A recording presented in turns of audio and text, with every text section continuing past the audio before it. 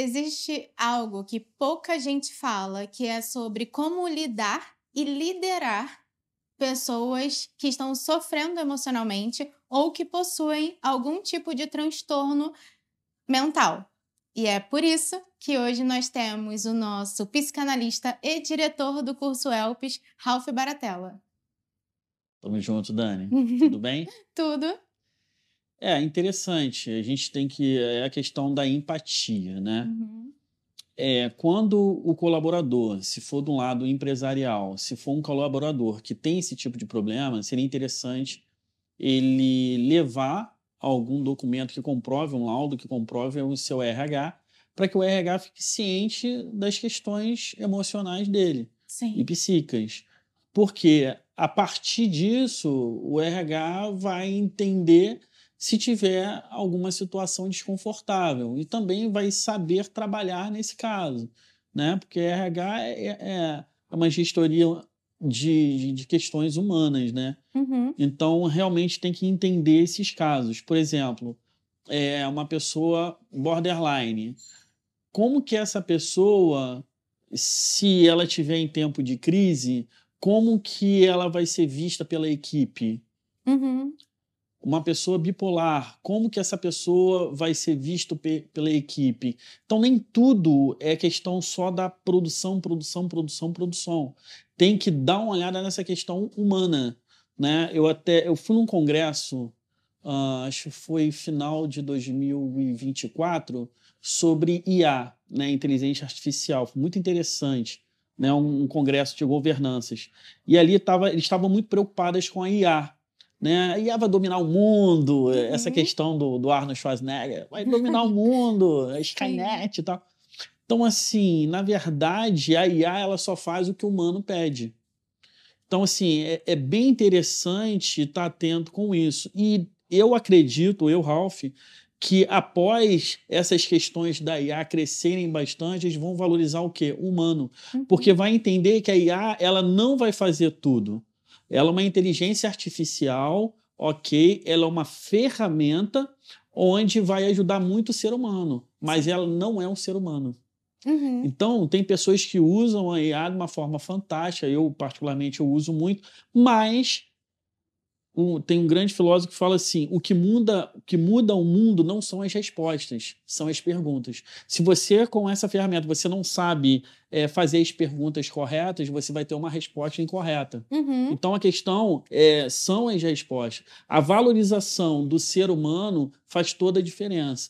Então, quando uma pessoa com um transtorno bipolar, a pessoa que não está bem, ela se identifica as pessoas corretas, né? Uhum. Com um trauma, na verdade, com um laudo, para buscando ajuda, é bem interessante. Por quê? Por exemplo, eu tenho um paciente que ele é um paciente que eu particularmente, eu separo alguns pacientes para eu ter um estudo próprio acadêmico.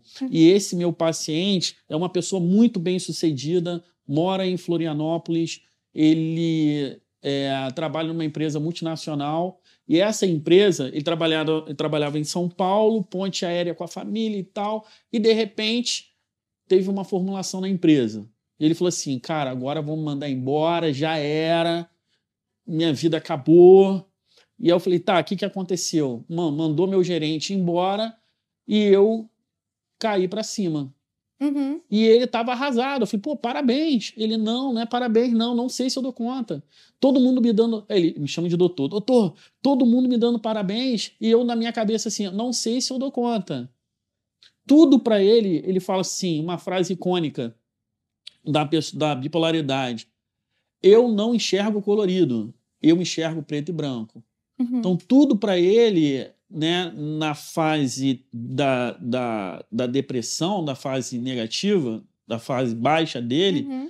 da baixa autoestima, ele fala assim, ele caiu para cima, teve promoção, tem uma família linda, tem 3 filhos, a esposa dele acabou de fazer uma cirurgia plástica, né, botou lá silicone e tal. Ele falou, cara, minha esposa tá linda. Eu falei, cara, parabéns. Uhum. E aí ele, mas eu não tenho gás, eu não consigo ver algo positivo.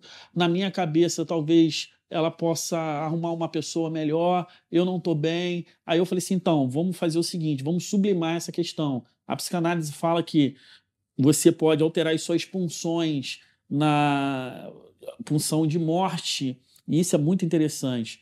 Quando a punção de morte está na pessoa falando, ó, fica só fica só na cama, não vai trabalhar, bebe muito, porque o lado depressivo grita muito. Uhum. E aí a sublimação vem dando uma mensagem para pegar essa punção de morte e transformar em algo positivo.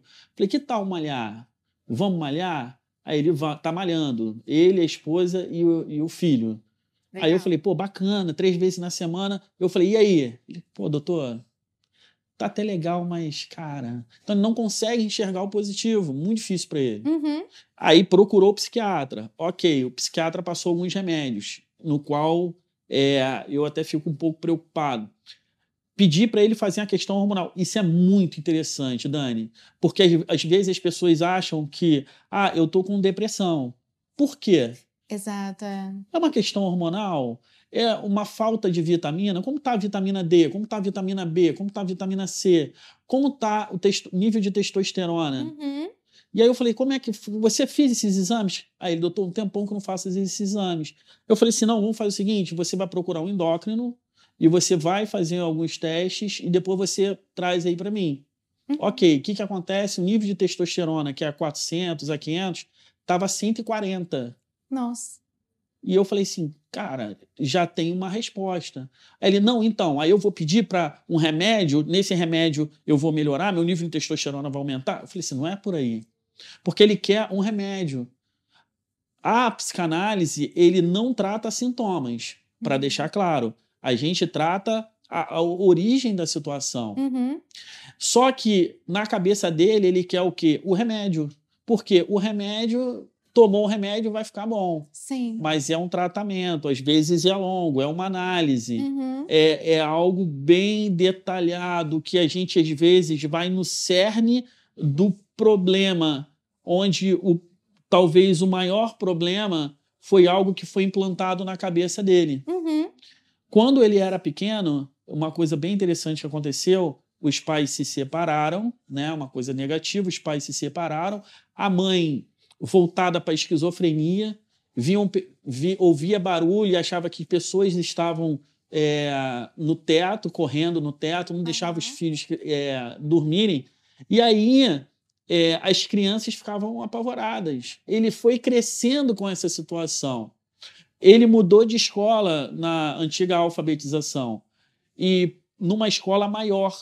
E quando chegou nessa escola, a professora chamou ele na frente de um monte de gente e falou assim, toma esse texto aqui, se você ler bem, você vai para a primeira série. Se você não ler bem, você vai continuar na alfa. Ele começou a ler e deu uma gaguejada e a professora falou assim, não, você não sabe ler direito, volta para a alfa. Uhum. Próximo. Não, você não sabe ler direito, volta para a prova. Não, você já melhor. E aí, no meio de todo mundo, a professora não teve essa empatia. E o que ocasionou nele? Essa questão da autoestima muito baixa. Uhum. Então, é algo que a gente precisa entender, que a empatia ela faz parte do nosso cotidiano. Tem um transtorno bipolar? Ok. Tem o borderline? Ok. Temos que tentar entender? Sim. Uhum. Porque é um ser humano que está lutando com forças, não são forças externas, são forças internas. Então, às vezes, assim, você é muito chato, uma brincadeira, você é muito chato. Para essas pessoas... É pesado. É pesado. Uhum. E aí parece um soco nelas. Sim. E às vezes fica um tempão pensando sobre isso. Uhum. E a autoestima que não é alta, né, que está lá no pé, fica pior ainda. Então, a questão da empatia, não só na questão empresarial, dentro com um colaborador, mas na questão familiar, na amizade. Vamos tentar entender por que fulano está isolado. Por exemplo, a professora, eu tenho muitos alunos que são professores. Por que o aluno está isolado? A questão empresarial, será que o gerente consegue enxergar que tem uma pessoa isolada na hora do almoço? Por que ela está isolada? Uhum. Será que vai para o banheiro e fica muito tempo? O que ela está fazendo lá? Será que está chorando? Sai com os olhos vermelhos? Uhum. Então, será que vamos tentar conversar, ajudar, incentivar? E principalmente, Se alguém vier desabafar com um tipo de pessoa, entendendo que essa pessoa é amiga, incentiva ela a tomar os remédios.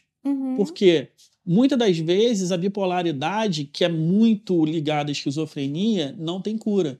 Precisa tomar remédio. Precisa, muitas das vezes, de um acompanhamento psiquiátrico. Nesse acompanhamento psiquiátrico, as pessoas tomam remédio e quando começa a ficar... Porque a bipolaridade tem a parte alta, né? E quando começa a ficar bem, para de tomar remédio. Exatamente. Tem uma camada que eu acho delicada nesse lidar com o outro o tempo inteiro, na verdade, não só o outro que tem um transtorno, mas tem uma camada que eu acho sensível entre eu entender até que ponto eu tô aqui para te ajudar e te aconselhar e até que ponto eu preciso saber que já é clínico, sabe? Ou terapêutico, do tipo, não, olha, até aqui eu consigo ir com você, mas você precisa buscar ajuda. Eu acho que essa sensibilidade, às vezes, falta na gente e, às vezes, vira um peso também, até no sentido de eu tô sendo empática, não tô sendo empática, ou, na verdade, eu tô sendo empática, mas preciso te ajudar, te direcionando a buscar ajuda. Isso daí é muito, muito legal, ó, essa pergunta aí. Por quê? A empatia não é só eu ouvir o problema de uma pessoa. A empatia talvez seja muito maior do que isso. Porque quando eu incentivo ela a procurar uma análise, procurar um psicólogo, um psicanalista, um psiquiatra, eu não deixo de ser aquela pessoa da empatia. Eu estou sendo, realmente, eu estou pedindo para essa pessoa que venha de um tratamento mais técnico, mas eu continuo gostando dela, eu continuo tendo amizade, eu continuo tendo o apoio. Por quê? Entenda uma coisa, se a pessoa não procura algo mais técnico, um profissional, toda aquela situação pode ser voltada para ela, para o amigo. Tem uma pessoa lá no Instituto fazendo, muito interessante, um TCC, e o tema é o seguinte: quem cuida de quem cuida. Então, muitas das vezes, a gente cuida muitas pessoas doentes. O doente precisa de uma atenção? Precisa. Mas e essa pessoa que está ali full time do lado dela? Não precisa de atenção? Precisa de atenção. Então, assim, hoje, quem não precisa fazer terapia? Ninguém, todo mundo precisa. todo mundo deveria precisa, fazer, cara. Inclusive. Porque, assim, não é só eu tô mal, vou procurar um terapeuta. Não, eu quero continuar bem. Exato. E vou procurar um terapeuta. Né? Inclusive, eu acho que é o Márcio Garcia, ele falou que os pais são psicanalistas e tal. Ele falou assim, cara, a vida inteira eu fiquei na análise. Mas a análise não foi só porque eu estava ruim, porque eu queria continuar bem. Sim. Isso é muito bacana. Eu estou fazendo análise por quê? Porque eu não quero ficar mal. E na análise eu trato isso. Quando uma pessoa que tem borderline, bipolaridade, vem desabafar, né, com a gente, né, se eu não sou, né, às vezes se for muito amigo, eu não posso tratar dele. Eu vou encaminhar para um colega psicanalista ou até mesmo, né, um psicólogo ou um psiquiatra ou um neuro.